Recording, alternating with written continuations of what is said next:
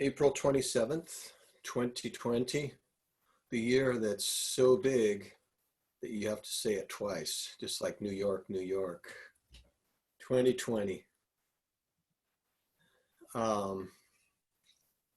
And today we're reading chapter 6, Dhyana Yoga, text number 1.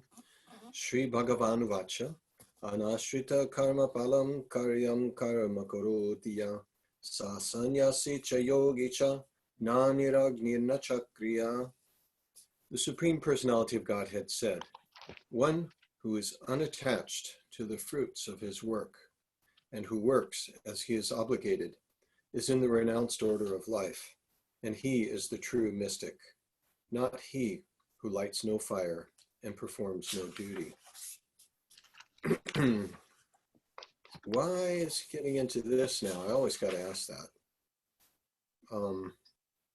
Chapter 5 was Karma Yoga, and it ended with the peace formula, Bhoktaram Yagyatapasam Sarvaloka Maheshwaram. One who knows me is the ultimate beneficiary of all sacrifices and austerities, the Supreme Lord of all planets, the benefactor and well-wisher of all living entities, attains peace from the pangs of material miseries. And then so from that, now he's getting back into sannyas. This is a real sannyasi, one who gives up the results, gives up the fruits of his work, and does what he's supposed to be doing.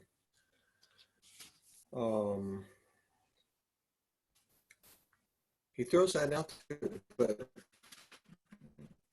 the rest of the chapter doesn't, as far as I see, it doesn't really have a whole lot to do with this first verse. He gets into meditation.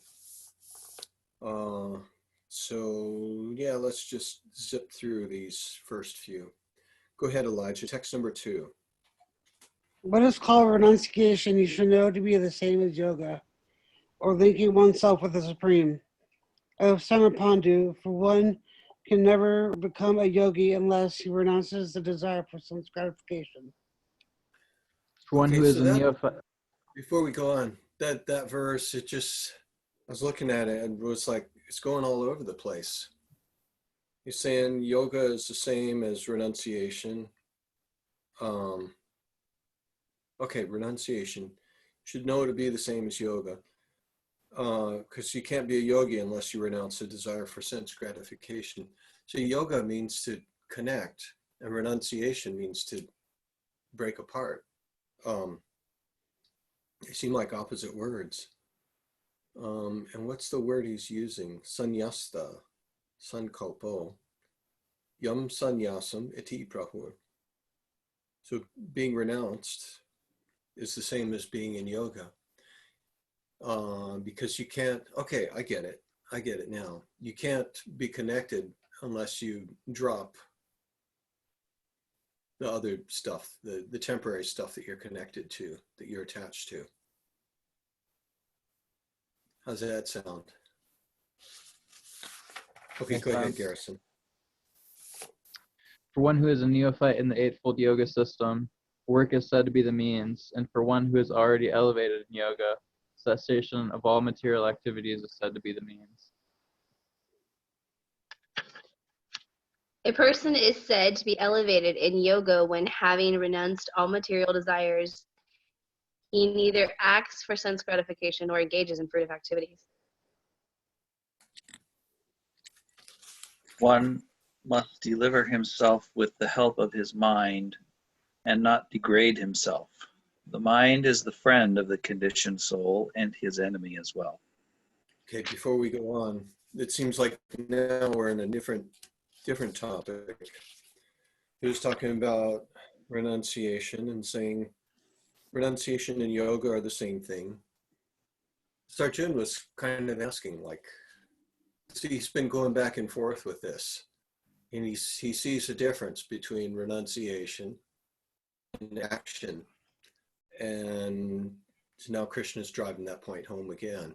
No, you can't do yoga, you can't connect without disconnecting in the first place from the temporary things. Text 3 said, for a neophyte in the yoga system, work is said to be the means. Once one is elevated in yoga, then cessation of all material activities is said to be the means. So stay busy, act properly.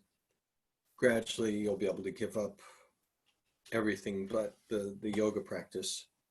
And then number 4 said, then you're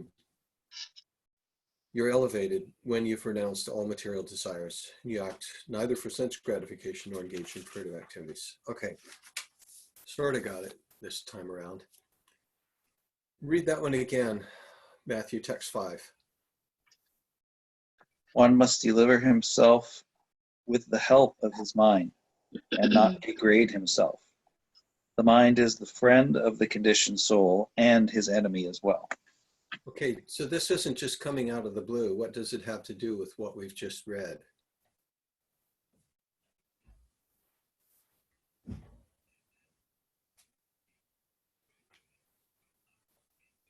Anyone, say anything. I'm having trouble hearing you. Oh, really? I'll move a little closer, talk more direct to it. Does that help at all? Yeah. I think you were cutting in and out a little bit before. Oh, shucks. Okay.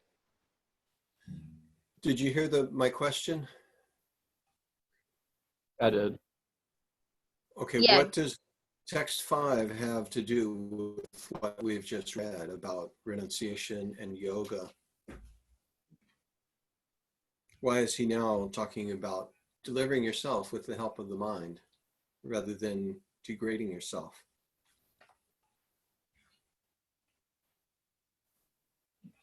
Mind is the best friend of the conditioned soul and his enemy as well. So Kind of like, I think you have to use your mind in order to become elevated, but it's our mind that also keeps us degraded if we don't control the mind. Okay. Yes, that's right. And attachment, what we're talking about is getting free from attachment to inferior things and attaching ourselves to the superior. And the mind is like the center of attachment. Remember back in chapter 2, by contemplating the objects of the senses, a person develops attachment for them. From that attachment, lust develops, then anger, then you lose your identity, you forget yourself, you fall into illusion. So I guess, yeah, this chapter is kind of aimed at the mind. Okay, maybe we're getting somewhere with unlocking what this chapter is about. Every time I read it, I find new stuff every time through. Udarat atmanat manam. Okay, text 6. Go ahead, Elijah. for him who has conquered the mind is the best of friends. But for one who has failed to do so, the mind will remain the greatest enemy. Dang. You ever felt like that? Your mind is your worst enemy? Yeah. A lot. It says really rude things to us. Like if people talk to me like that, I wouldn't have anything to do with them. And someone that's always doubting me and just saying really rude things, like, don't want to have anything to do with you. But we've got control over it. And the word Gita, conquer. So we do have some control over our thoughts. And yeah, let's read this purport. This looks interesting. Always like these things about making the mind a friend. Go ahead, Garrison. Purport to 6. The purpose of practicing Eightfold Yoga is to control the mind in order to make it a friend in discharging the human mission. Unless the mind is controlled, the practice of yoga for show is simply a waste of time. One who cannot control his mind lives simply. One who cannot control his mind lives always with the greatest enemy, and thus his life and its mission are spoiled. The constitutional position of the living entity is to carry out the order of the superior.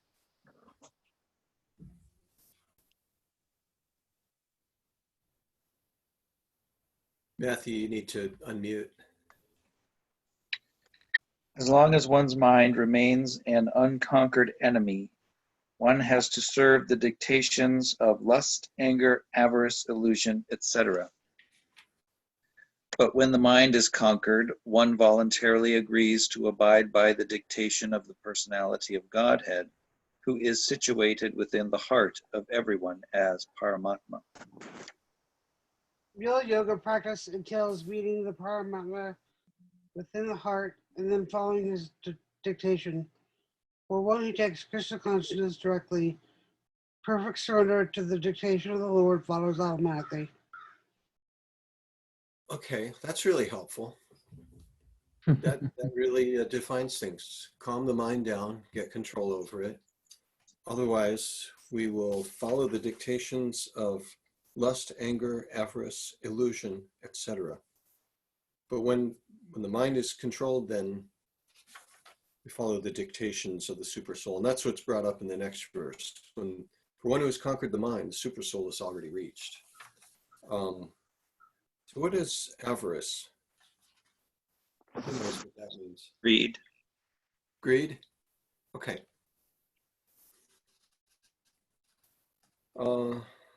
Lust, anger, greed, illusion, etc. Not nice stuff. All right, text 7, go ahead. For one who has conquered the mind, the super soul is already reached, for he has attained tranquility. To such a man, happiness and distress, heat and cold, honor and dishonor are all the same. Let's read this purport. I like this. Actually, every living entity is intended to abide by the dictation of the Supreme Personality of Godhead, who is seated in everyone's heart as Paramatma. When the mind is misled by the external illusionary energy, one becomes entangled in material activities. Therefore, as soon as one's mind is controlled through one of the yoga systems, one should be considered to have already reached the destination. One has to abide by superior dictation. But one's mind is fixed on superior nature. He has no alternative but to follow the dictation of the Supreme. The mind must admit some superior dictation and follow it.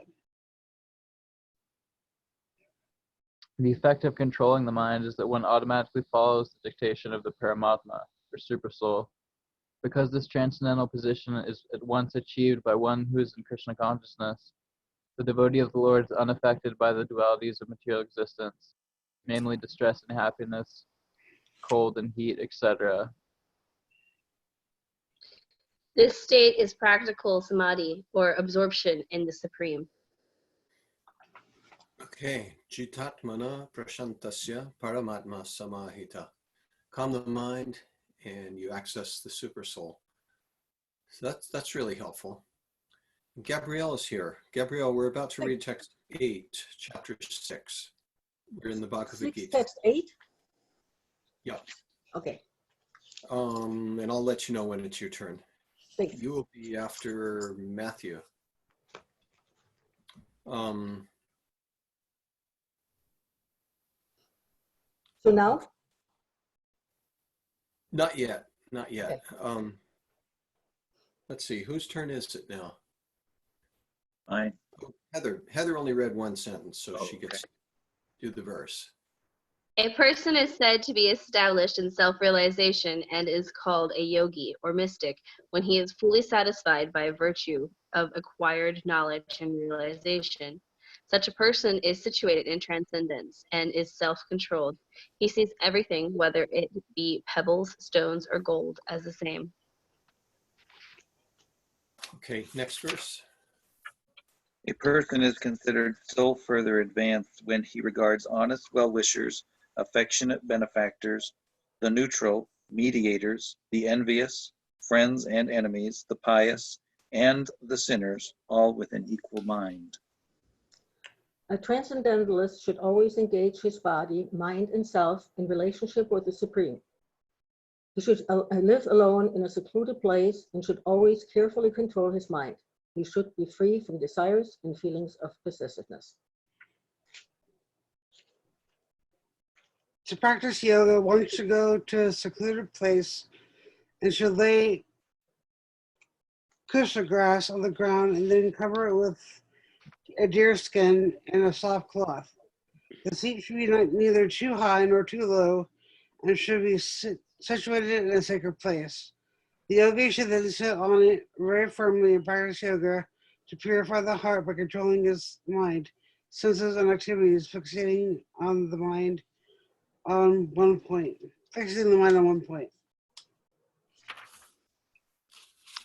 One should hold one's body, neck, and head erect in a straight line and stare steadily at the tip of the nose. Thus, with an unagitated, subdued mind, devoid of fear, completely free from sex life, one should meditate upon me within the heart and make me the ultimate goal of life. I'm going to go now. I'll be back. Okay, Garrison. Thus, practicing constant control of the body, mind, and activities, the mystic transcendentalist, his mind regulated, attains to the kingdom of God, or the abode of Krishna, by satiation of material existence. There is no possibility of one's becoming a yoga, O Arjuna, if one eats too much or eats too little, sleeps too much or does not sleep enough.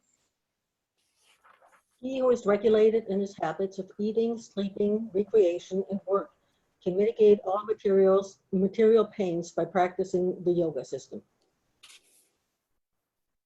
The yogi, by practicing yoga, disciplines his mental activities and becomes situated in transcendence.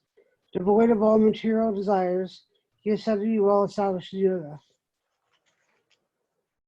As a lamp in the windless place does not waver, so the transcendentalist who is controlled remains always steady in his meditation on the transcendent self. Read that again because you kind of cut out. As a lamp in the windless place does not waver, so the transcendentalist whose mind is controlled remains always steady in his meditation on the transcendent self. Okay, before we read this one, so the chapter started off, he's talking about becoming detached. You become detached by acting as you're supposed to and giving up the results of your actions in service. That's the real sannyasi. Sa sannyasi, cha yogi cha. That person is a real sannyasi and a real yogi.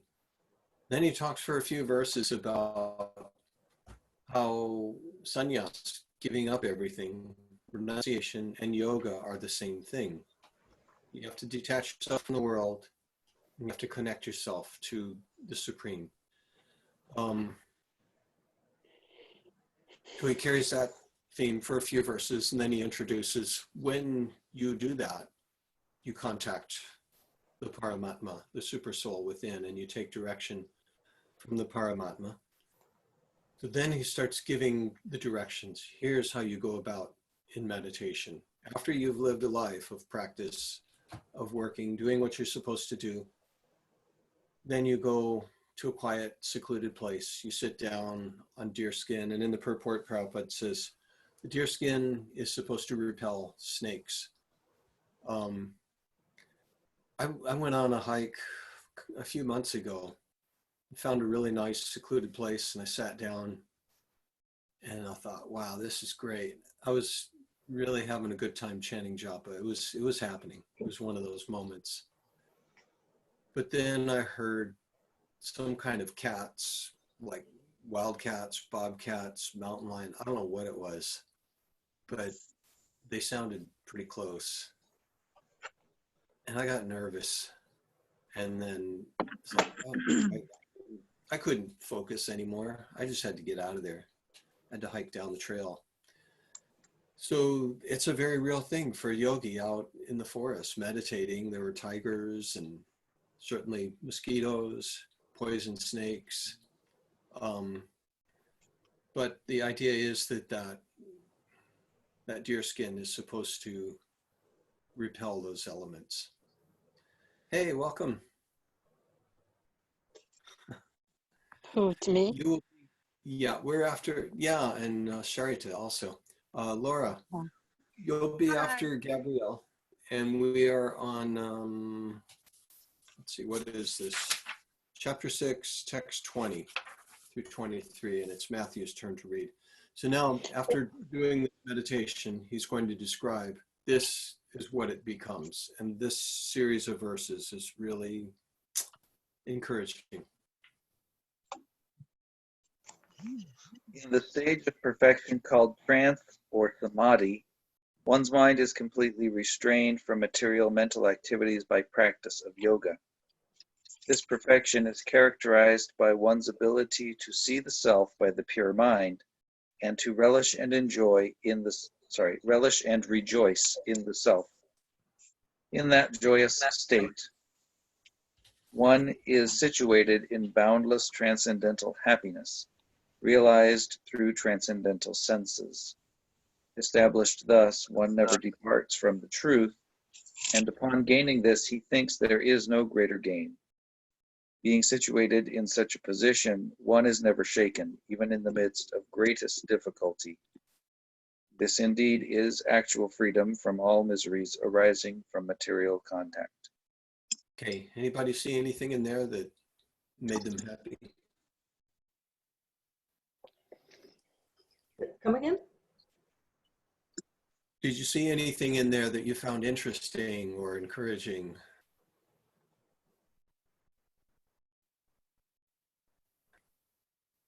It seems to be really hard to do, and I know we're close. It seems hard to do. It's hard to hear you. Yeah, I'm unmuted. Yep. I hear you, but it's, Okay, I'll speak up. How is this? yeah, that's an improvement. Thank Okay. you. I find it really hard to do. And I'm nowhere close, is what I said. In other words, it's not that encouraging because it seems to be really hard. Mm. Oh, to get there, yeah.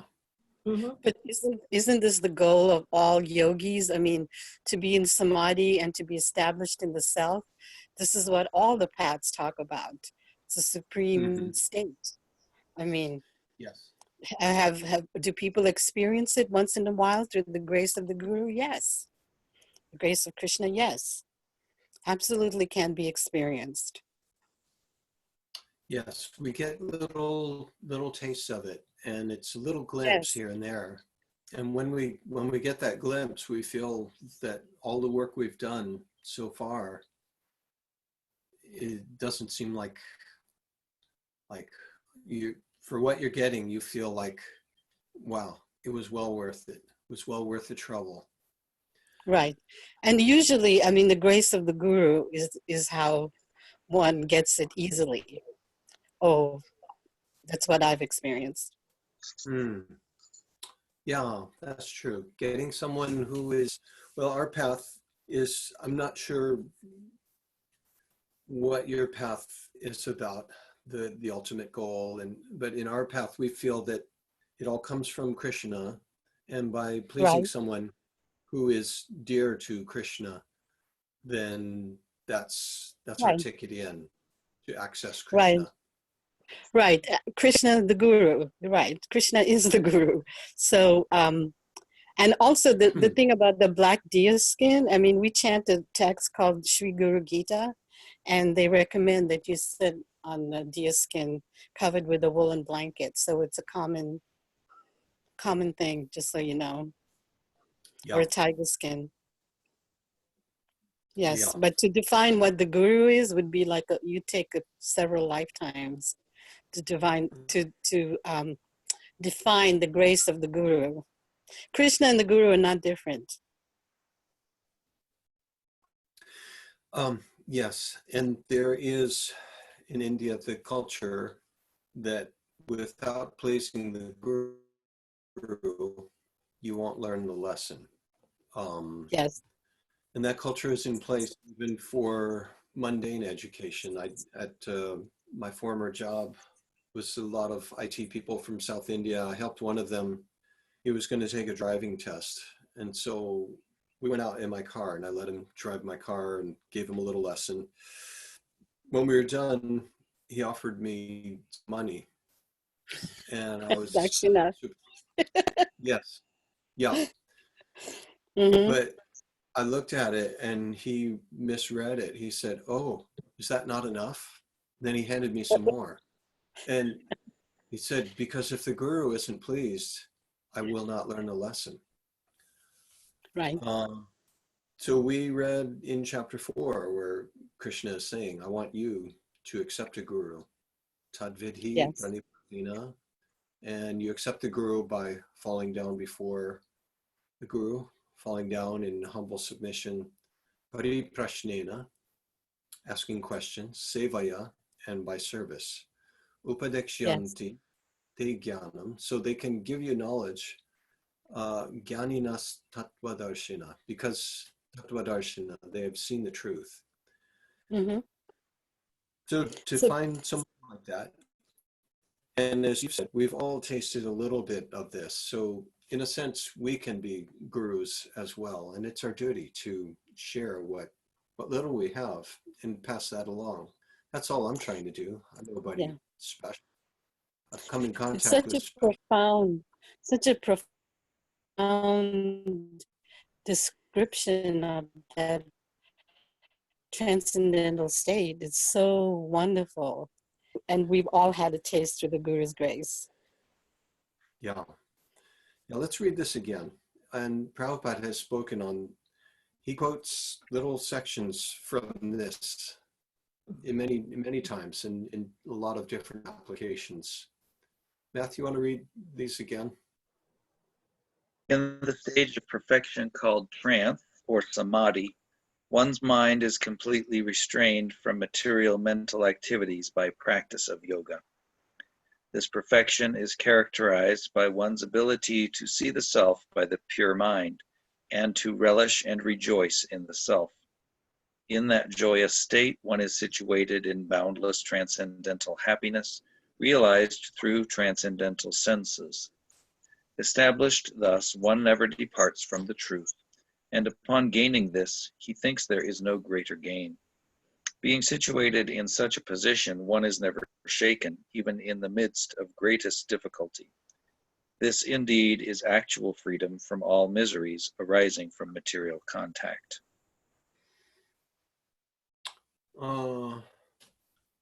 Let's see. Let's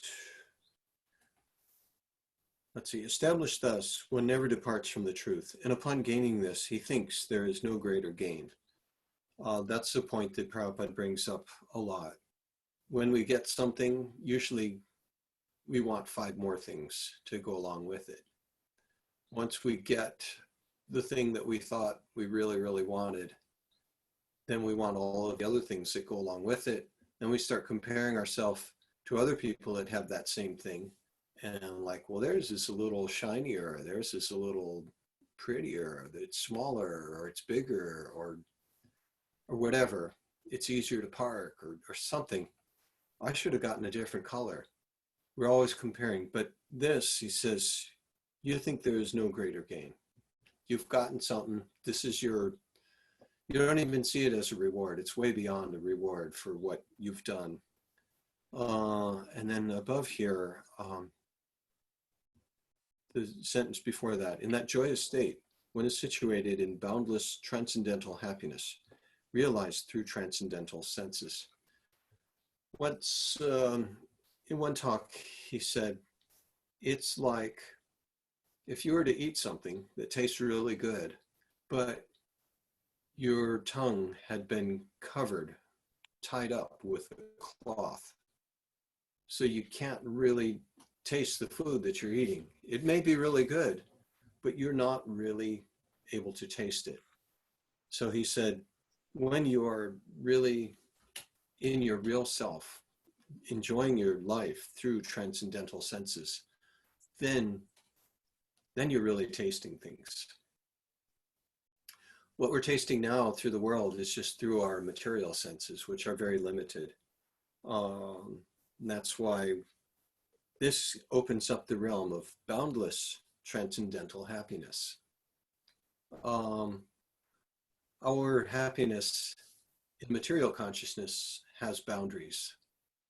Even if we have unlimited amounts of enjoyable things, the senses very quickly burn out. They get tired. An innocent sense object would be ice cream. Okay, ice cream.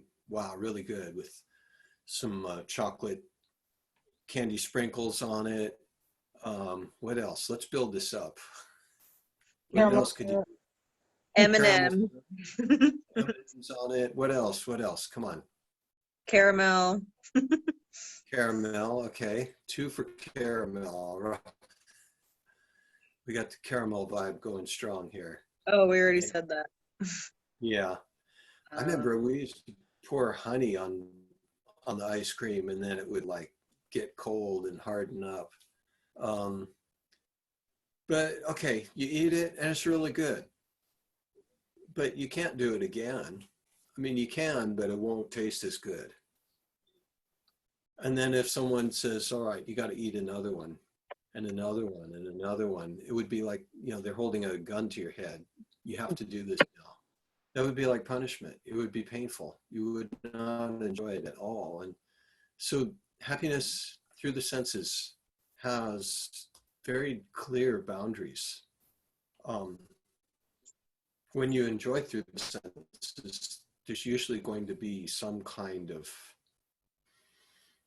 regret later on. Usually, unless you're enjoying sattvic life. Okay, but this is very different. Situated in boundless transcendental happiness, realized through transcendental senses. And then situated, you're not just visiting, you're there all the time. And so the idea is that by practicing yoga, eventually you'll reach this stage and you'll stay there. You'll be in this all the time. This is our real position. I have a question. Okay. Can you turn material senses into transcendental, like hearing the names of the Lord, or you know what I Can mean? we turn our material senses into spiritual senses, you're asking? Yeah. Okay, I think Heather can answer that. Do you want to try? Well, we are considered marginal, so the marginal energy can go either way. Like either it can be materialistic or it can be spiritual. It's up to us to make that decision, and that depends on our consciousness. So again, whatever we're doing, if we're thinking about Krishna while doing it, then it's transcending, and if we're just thinking about material things and trying to enjoy for ourselves, then it's material. It's from my understanding. How'd you like that, Elijah? Did that? I liked it. That explained it. Okay. Heather always makes it real simple. I like that. All right, so let's move on to the next verse, text 24. One should engage. Oh, wait a minute. It's Laura's turn. Oh, I'm Or were you sorry. going to say something? Oh, I just wanted to say something. Yeah, and it's So- your turn. You're after Matthew. Okay, No, wait. great. No, wait, Gabrielle's after Matthew. Oh, man. Yeah, I thought so. Okay, go ahead, Laura. I just wanted to say that guru is spelled G-U-R-U, like G, you are you. Like if somebody's just being themselves, like this says, you are the guru when you're being yourself. Okay. Go ahead. All right. Go ahead. You are you. One should engage oneself in the practice of yoga with determination and faith and not be deviated from the path. One should abandon without exception all material desires, born of mental speculation, and thus control all the senses on all sides by the mind. Okay, we last time we went through this, we read the purport because there's that story of the bird on the ocean. Remember that story? Were any of you with us on that? Is that Matthew, were you there? Garuda? And Garuda helped out, yeah. So, Laura, it's your turn to read. So go down to the second paragraph. As for determination, As for determination, one should follow the example of the sparrow who lost her eggs in the waves of the ocean.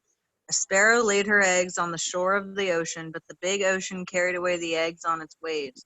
The sparrow became very upset and asked the ocean to return her eggs. The ocean didn't even consider her appeal, so the sparrow decided to dry up the ocean.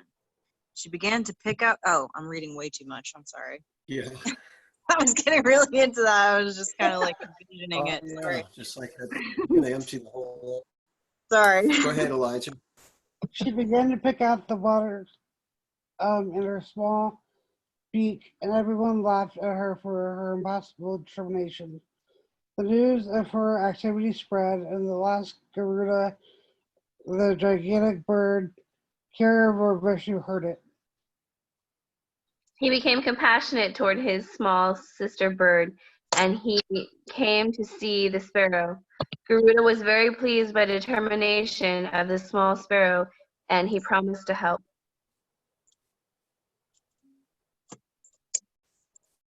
Garuda at once asked the ocean to return her eggs, lest he himself take up the work of the sparrow. The ocean was frightened at this and returned the eggs.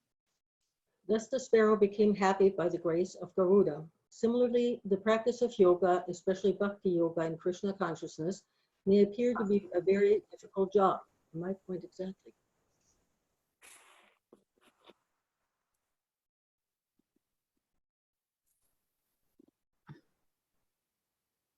Laura. Oh.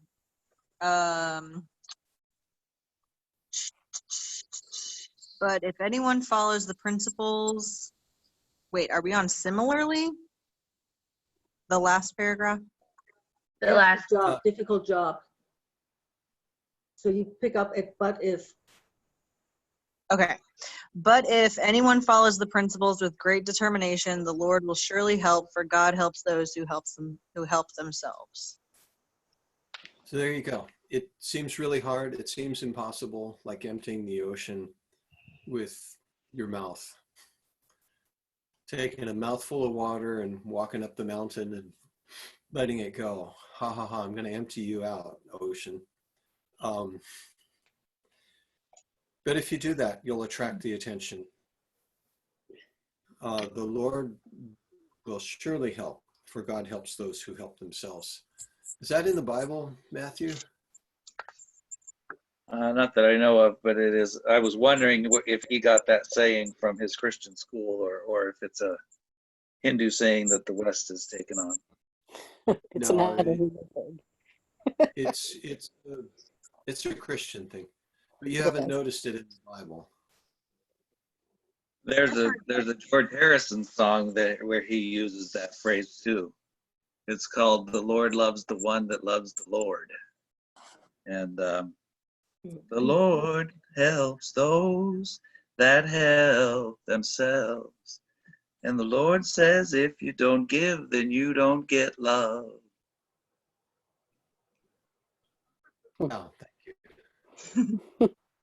We missed, in chapter 2, we missed you singing that verse.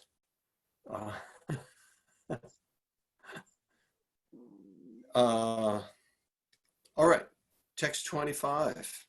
So now we know you got to be as determined as the sparrow. Whose turn? Laura read. Okay, Elijah, go ahead. 25. Oh wait, no, Laura. Huh? Laura only got one sentence, so she gets to read Okay. the next first. That's the rules. Okay. When we were talking about swallowing the ocean, that's kind of like the five Chinese, that story with the five Chinese men, right? Yeah. Is that like Five- is that a spiritual story?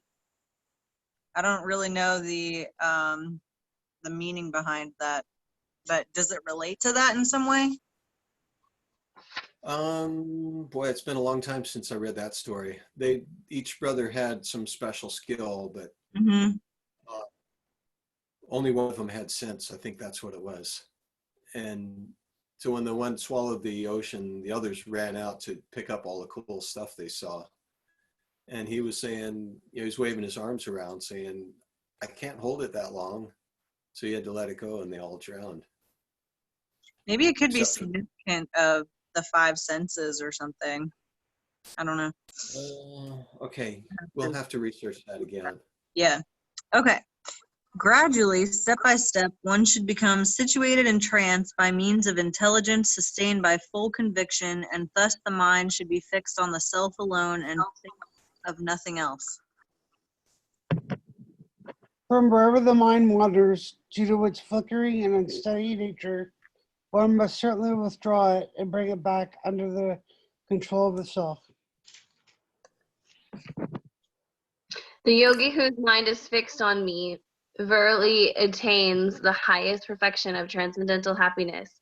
He is beyond the mode of passion. He realizes his qualitative identity with the Supreme, and thus is freed from all reactions to past deeds.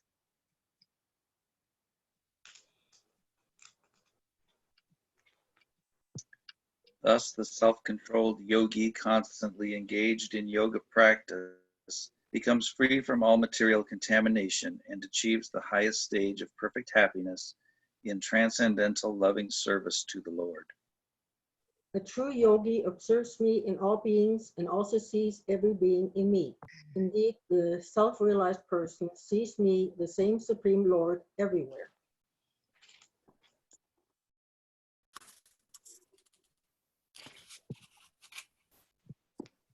Laura, we can't hear you. We can barely hear you. Really? Yeah, there you go. You can hear me now? Yeah. Yeah. Testing 1, 2, 3. Still Can you- kind of soft. I think you might be covering the speaker. Okay, it might be because I have the phone plugged in. I just plugged it in. You can see if you want. Oh, go ahead. I hear you now. Okay. All right, so we're on text 30, right? That's right. All right. For one who sees me everywhere and sees everything in me, I am never lost, nor is he ever lost to me. The yogi who engages in the worshipful service of the Super Soul, knowing that I and the Super Soul are one, remains always in me in all circumstances. So back on text 30, I got a little story in connection with that. This was many years ago in Chicago. Somebody was carving out these wooden signs with Bhagavad Gita verses and giving them to temples all over the world. And this was one of the verses, Yo mam pashyati sarvatra sarvam cha mai pashyati tasyaham na pranashyami sachame na pranashyati. For one who sees me everywhere and sees everything in me, I am never lost, nor is he ever lost to me. And one of the women that was coming to the temple, Patty Pompa, do you remember her, Gabrielle? Patty? Okay. Anyway, No. she took the L train back home after being at the temple, and some guy was following her, and she had to go through some pretty dark and lonely places, but she just kept remembering that verse. one who sees me everywhere and sees everything in me. I'm never lost, nor is he ever lost to me. And so she took comfort from that verse. And she said, because of that, I had the presence of mind to, not do anything stupid. And so she was able to act properly and took care of the situation. She made it safely. And on her next visit to the temple, she told us that story. I thought that was pretty cool. Man, that was way back. That was mid 80s. If it was Chicago. Yep, Chicago's still like that. And there's creepy guys everywhere. But just having that thought is comforting. And you need some kind of comfort, some encouragement. Because otherwise you panic and you freak out and you do dumb things. Okay, and 31, Elijah, read it again, Elijah. Such a yogi who engages in the worshipful service of the Supersoul, knowing that I and the Supersoul are one, remains always in me in all circumstances. And we've got Garrison back to read text 32. He is a perfect yogi who, by comparison to his own self, sees the true equality of all beings, and both their happiness and their distress, O Arjuna. Now this verse, Bill Clinton gave a talk on once. He quoted it at the beginning of a talk. Oh, wow. And he's a great yogi. He's a vegan and he plays saxophone. Really? Wow, I didn't know. But what this is saying is that a true yogi sees others' sufferings as his own, and wants to see other people happy. What's the word? They have empathy. So he gave a talk on Bodhicitta. that. The Buddhists call it bodhicitta. Okay.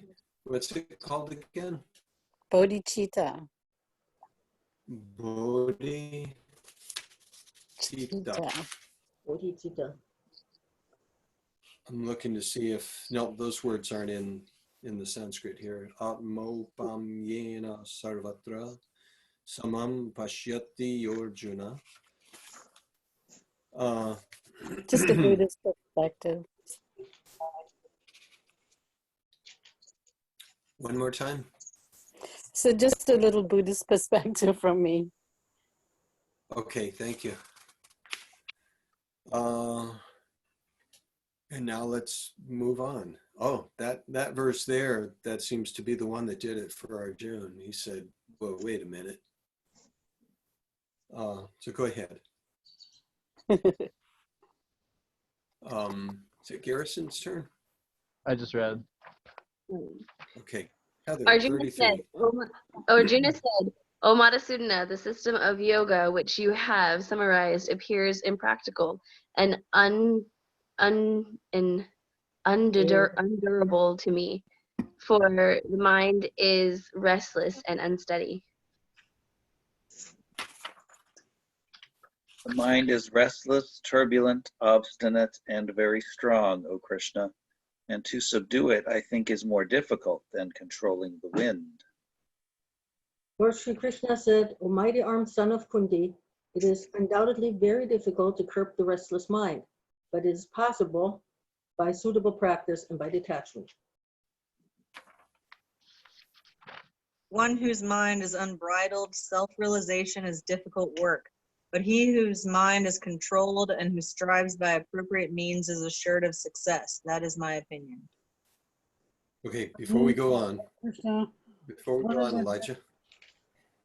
Destination of unsuccessful transcendentalist who at the beginning takes to the process of self-realization with faith, but who later desists due to worldly mindfulness or mindedness, and thus does not attain perfection and mysticism. Okay, before we go on to that, we're going to just kind of dwell on his last question. He just said, I don't think I can do this. It's too hard. Then Krishna answers in 2 verses, encouraging him, saying, yes, it is hard, but you can do it if, what do you see there? It says 2 things. Practice the detachment. Yeah, practice and detachment. Vairagena Chagrihyate. That's how the chapter started off, talking about sannyas and detachment. Yeah, when we chapter 18, it starts off with Arjuna asking, I want to know more about detachment and the renounced order. And Prabhupada in the purport says, those are the 2 main topics of the Bhagavad Gita. And so this time through, I'm looking for those 2 topics, sannyas and vairagya, the renounced order of life and detachment. So it's possible if we can detach ourselves from the world, and that's how this chapter started off also. You can't be a yogi unless you practice some detachment. Asamshayam, that means undoubtedly. Undoubtedly, the mind is difficult to control. But it is possible. Abhyas means by practice, and vairagena. And then 36, it said, for one whose mind is unbridled. So who knows what a bridle is? Like the horse bridle they put in their mouth. Like reins. Yeah, the bit goes in the mouth, but the bridle is wrapped around like their face. And Entanglement. what's that? Entanglement. Entanglement? Well, for one whose mind is unbridled, it means you want to put a bridle on it. You want to get it under control. Oh. Like a muzzle for a dog. Gabrielle? One of the main points from what I recall in Bhagavad Gita is that it's really, really hard to control the mind and senses if you're trying to do it artificially. If you're doing it in a way of just renouncing everything without replacing it with something, since you cannot continue that kind of thing for eternity. Sooner or later, you will fall down again. So the way to renounce is really Krishna consciousness, and that's a lot easier because it's chanting and offering your works to Lord Krishna, making this much easier. Yeah. So this chapter starts with that, and he's been talking on that before. Let's see, in chapter 5 and also chapter 3, that just renouncing everything isn't going to make you free from desires, but you need to do yoga. So renunciation is tyaga, or like cutting off. Yoga is connecting. So we're connecting ourselves to something higher, and meanwhile trying to cut off the other things. So there is, let's see, what's the word? A conscious effort to cut off some things. We realize these things are not helping me. I need to change these habits. I'm going to cut them out, but I'm attached to them. And we read about, let's see, I think it was in chapter 2, one who restrains their senses, but their mind still dwells on the objects of the senses, is said to be a pretender, and you're not getting anywhere. You have to get the mind engaged as well. So yeah, you brought up a good point. Our goal isn't renunciation, and he's stated that many times. That's a very good point. And one of the things that Madhava Prabhu says before chanting is that the mantra helps us because the mind is chanchal. It's always thinking and doing things. So when we chant the mantra, it helps us. Madhava says that a lot before chanting. Yeah, good point. Chanting, and that's the bridle that we put on the mind. Yes, the mantra. I think he describes what the mantra means, but something that controls the mind. Yeah. So a mantra is like a bridle, and it's also a practice. Yes. And we say, okay, I'm going to do this. I'm going to try to just focus on the mantra. And several verses back, I noticed in the purport Prabhupada brought up the Shastakam. And in there, there's a prayer that says, let's see, to chant properly, you have to be as tolerant as a tree and devoid of all sense of false prestige, and practice humility, because, okay, I'm trying to focus my mind on this and I realize I can't do this. I'm trying and I keep failing, but you have to, this is where you bring in detachment. Okay, I'm not perfect. I'm not able to do this, but I'm going to keep trying, and I'm going to ask for help to do this. And that takes humility. And that verse says, you need to do these things. Kirtaniya sadahari. If you're going to chant all the time, you have to develop this level of humility. Because the mind is going to think, it's too hard. I'm too special to waste my time on something that I can't do. Or we'll get discouraged. And usually when we get discouraged, to save face, we just say, nobody can do that. Nobody can. Right. But relating back to that story of the sparrow emptying the ocean, I was told by my guru, and I found that if you sit in kirtan for 3 hours, like you don't just sit for half an hour and get up, you sit for 3 hours. And if you have to take a break, you take a break, and then you sit for another 3 hours. After a while, the congregational chanting carries you to that state, and you experience that state of the self where you don't even know what your name is.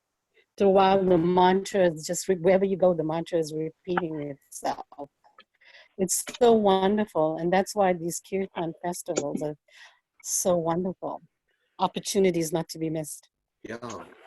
Thanks for bringing that up. Now I want to And do actually, that. we were going to miss the one in Booth, North Carolina this year. So sad. You're going to miss it. You I'm guys in going to North miss Carolina? I'm Right. gonna miss it too.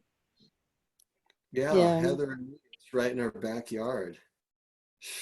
Yeah. We could just walk to it. Wow. Well, my husband and I have gone there for the last couple of years, but this year they've canceled it. Yeah. We're a little sad. Oh, yeah. Okay, we'll make up for it though. Okay. So unbridled mind, self-realization is difficult work. One whose mind is controlled and who strives by appropriate means is assured of success. That is my opinion. So there's obstacles in our way. It doesn't mean that we stop. Prabhupada, he's got all these little sayings. Now this one I know is not from the Bible, but he said, a man whose plates were stolen, or it's something like, if your plates are stolen, you don't just eat on the floor. You don't just dump your food on the floor. And so, like, there's some obstacle, well, you just take care of it. You go and buy new plates, and you're not just going to dump your food on the floor. So we're missing the Boon Festival. We're going to carry on. We got that online pandemic kirtan happening. That's been pretty cool. It's so wonderful. Yeah, watching devotees all over the world with their families singing, and yeah. And how about the non-Hare Krishna people like Krishna Das and Wa and CC White? I mean, everybody is joining in. It's so wonderful. Yeah, it's wide open. I like that. Yeah. Yeah, me too. They even let people from But North Carolina. still, I'm going to miss you all in North Carolina. Yeah, but we'll try it again next year. Yes. So let's move on. Elijah, read your verse again, text 37. Arjun's got a question. Arjuna said, "Oh Krishna, what's the destination of the unsuccessful transcendentalist who in the beginning takes on the process of self-realization with faith, but who later desists due to worldly mindedness and thus does not attain perfection in mysticism." I think I did better the first time. Oh, that was fine. Go ahead, Garrison. O mighty arm Krishna, does not such a man who is bewildered from the path of transcendence fall away from both spiritual and material success and perish like a riven cloud with no position in any sphere? This is my doubt, O Krishna, and I ask you to dispel it completely. But for you, no one is to be found who can destroy this doubt. The Supreme Personality of Godhead said, "Son of Pritha, a transcendentalist engaged in auspicious activities does not meet with destruction either in this world or in the spiritual world. One who does good, my friend, is never overcome by evil." The unsuccessful yogi, after many, many years of enjoyment on the planets of the pious living entities, is born into a family of righteous people or into a family of rich aristocracy.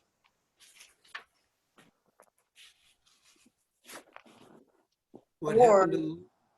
Oh, I'm still here. Can you hear me? Yeah, really good. All right. Or if unsuccessful after long practice of yoga, he takes his birth in a family of transcendentalists who are surely great in wisdom. Certainly, such a birth is rare in this world. On taking such a birth, he revives the divine consciousness of his previous life, and then he again tries to make further progress in order to achieve complete success as son of Guru.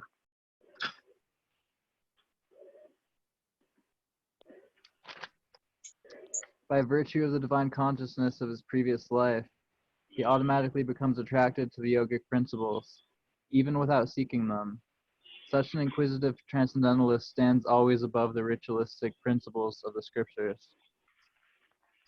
And when the yogis engage himself with sincere endeavor in making further progress, being washed of all contaminations, then ultimately achieving perfection, after many, many births of practice, he attains the supreme goal. A yogi is greater than an ascetic, greater than the empiricist, and greater than the fruitive worker. Therefore, O Arjun, in all circumstances, be a yogi. And of all yogis, the one with great faith, who always abides in me, thinks of me within himself, and renders transcendental loving service to me, he is the most intimately united with me in yoga and is the highest of all. That is my opinion. And that concludes chapter 6. So solid work done today. Beautiful chapter. I have Yeah, a question. okay. This is regarding the global pandemic kirtan. Are there certain names for the certain tunes that people sing in kirtan? Like, is there like a specific title for a certain tune? I wish there was. They need to be differentiated. Like, I feel like that at least. Yeah, some people may say, I first heard that tune sung by this person at this place. Yeah. And so they'll tag a name on it like that. But And they don't some- say like this raga or that raga. They don't say that. Yeah, some people know the ragas and they'll refer to them by their ragas. I love Raga. the So we're going to read this purport, the last purport. Go ahead, Laura, it's your turn. And remember, Right. 2 cents.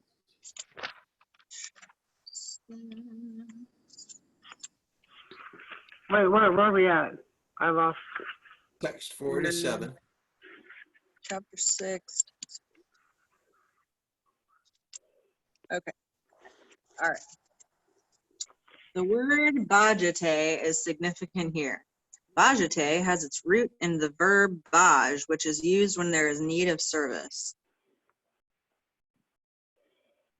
The English word worship cannot be used in the same way as Baj.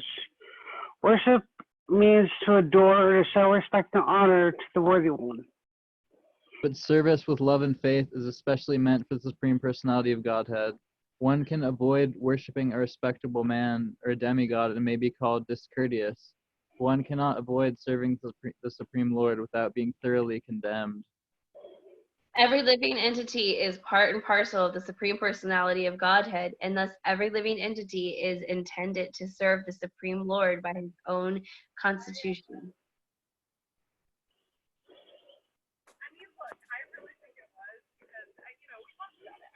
Oh, Matthew's gone. So, Gabrielle. Failing to do this, he falls down. The Bhagavatam confirms this as follows. You're not asking me to read the Sanskrit, are you? No, it's okay. Anyone who does not render service and neglects his duty unto the primeval Lord, who is the source of all living entities, will certainly fall down from his constitutional position. Laura? In this verse, also the word bhajanti is used. Therefore, bhajanti is applicable to the Supreme Lord only, whereas the word worship can be applied to demigods or to any other common living entity. The word Avajananti. Avajan, what? Avajananti. Avajananti, used in this verse of the Srimad Bhagavatam, is also found in the Bhagavad Gita. Avajanti, Mamud.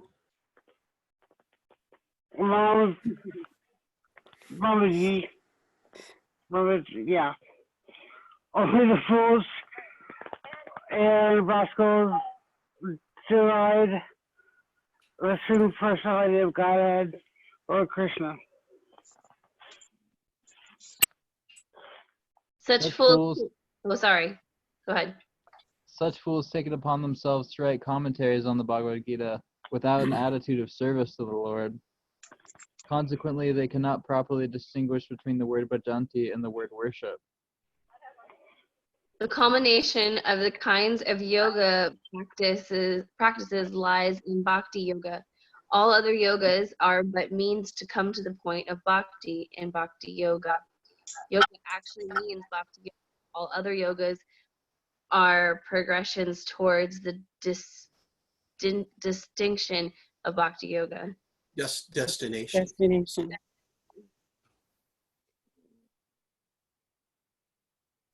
Gabrielle. Oh, I'm sorry.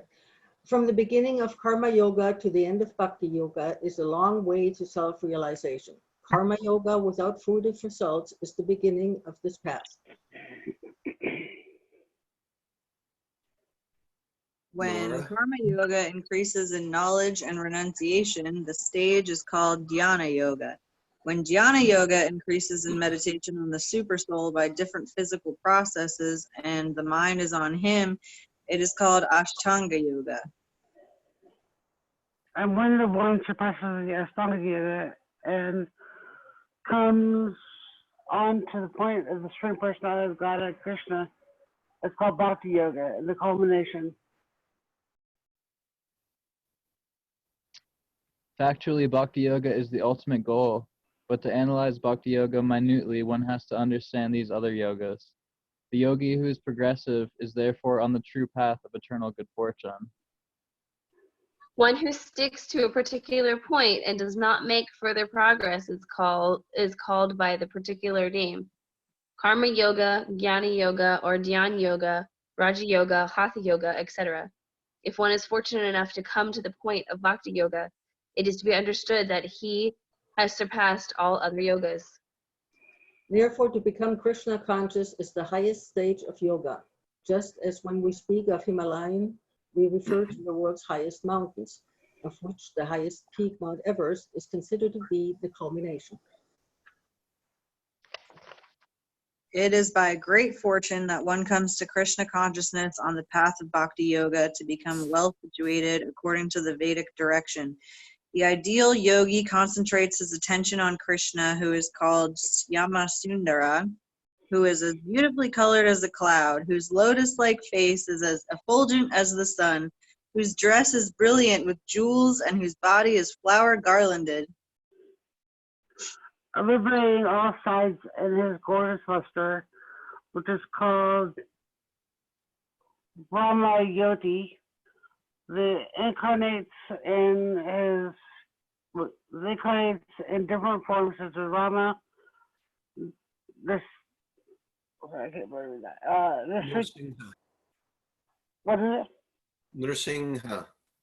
Nrsimha, Martha, and Krishna, the Supreme Personality of Godhead, and he descends like a human being as the son of Mother Yasoda, and he is known as Krishna, Govinda, and Vasudeva.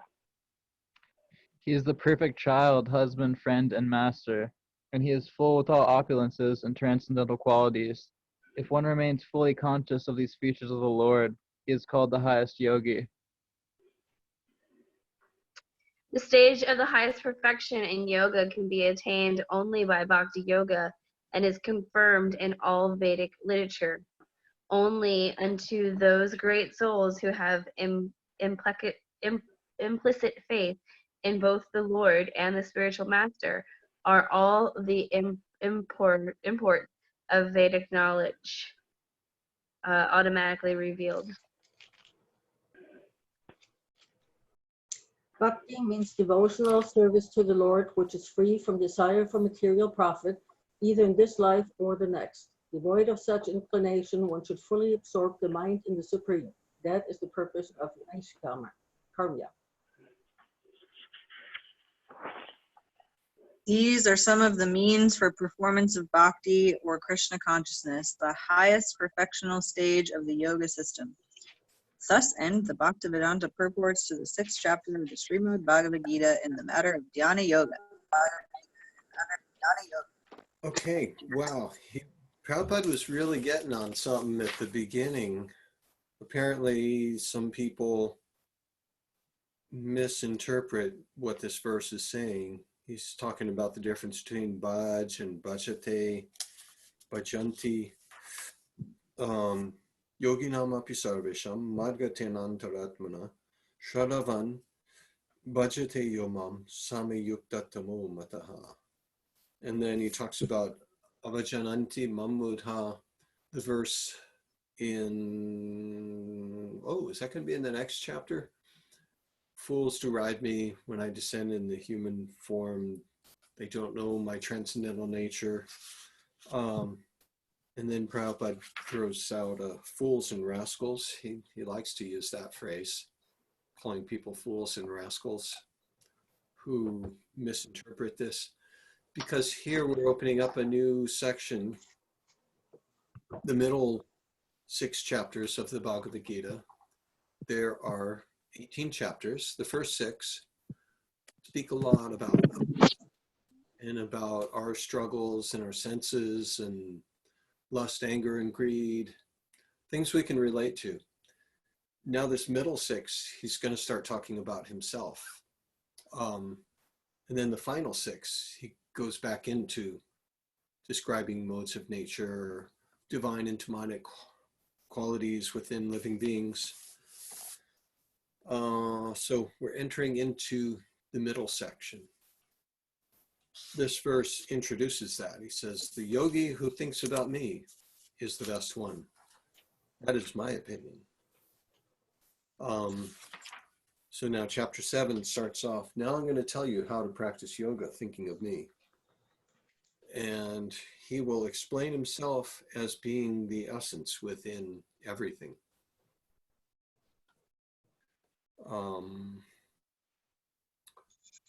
So I said that much just to get your attention, and we'll see you all tomorrow. Can I just say one more thing? Yeah. Not to belabor a point, but in this last purport that you read, the quote from the Shvetasvara Upanishad, I don't know if I'm pronouncing that, only unto those great souls who have implicit faith in both the Lord and the spiritual master meaning guru, are all the imports of Vedic knowledge automatically revealed. So I wasn't being contradictory and saying, but the whole thing about the guru is a very profound topic. Yeah. Yeah, that's all I wanted to say. Yeah. Sorry, I was wondering if you had noticed that verse. Of course. Absolutely. Because as I said, every morning in the path that I follow, we chant a text called the Sri Guru Gita, which is all about the guru. Yes, and every morning at all of our temples all around the world at Mangal Arti, the first Yes. arti of the day, we sing the Guru Vashtakam. Yes. 8 prayers, worshiping Yes. the Guru. And Worshiping back the in our guru. brahmachari days, way back in the 1970s, we memorized this verse. Yasya deve para bhaktir yatha deve tata guru tasyaiti katita hyarta prakashante mahatmana. Thank you. I think I'll try to learn this also. Yeah, the To learn it. Shrikashvatara Upanishad. Now, of all the Vedas are summarized in the Upanishads. And then, but the Upanishads are kind of, they're nice little nuggets in there of Vedic wisdom. But the Bhagavad Gita is seen by some as an Upanishad. Sometimes it's referred to as the Gita Upanishad.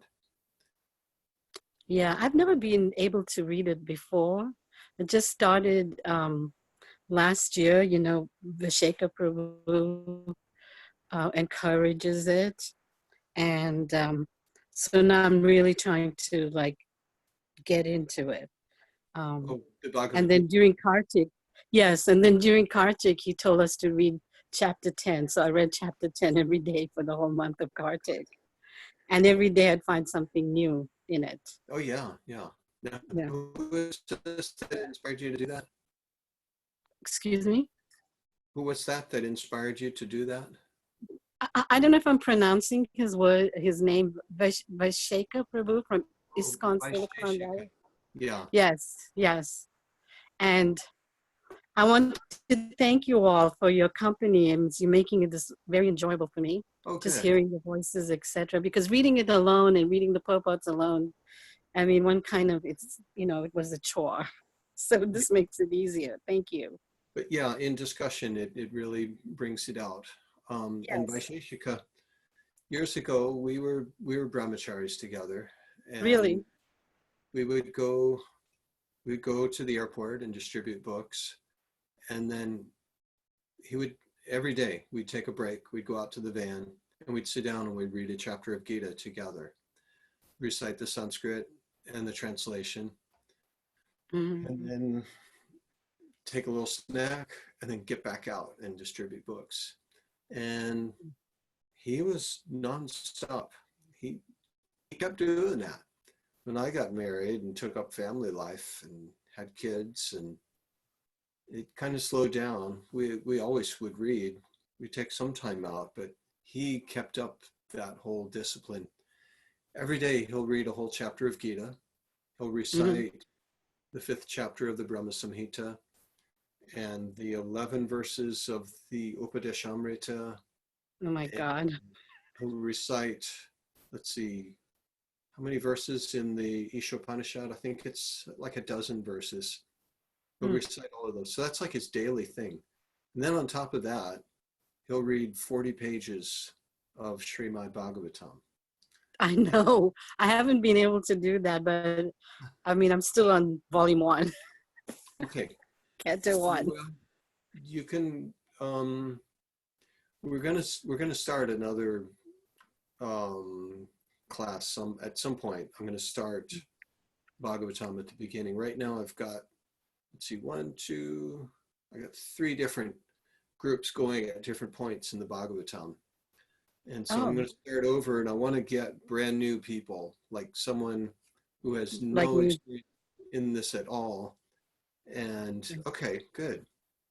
But so thank you very much. I really appreciate it. I mean it. And you know, thank you. I mean, the company, the main thing I miss right now is the company of devotees. Not that I had a lot of it, but whatever I did was so precious. So I do miss it. Yes. Where do you live? New York, Okay. Westchester County. Yeah, in the heat of things. And actually, in Westchester County, I think there's only 2 other devotees who are basically sheltering in place. They don't really live here. They're from the Bhakti Center. So, yeah. Okay. But thank you for your company, all of you. Haribol. Haribol, thank Thank you. you, Sharita.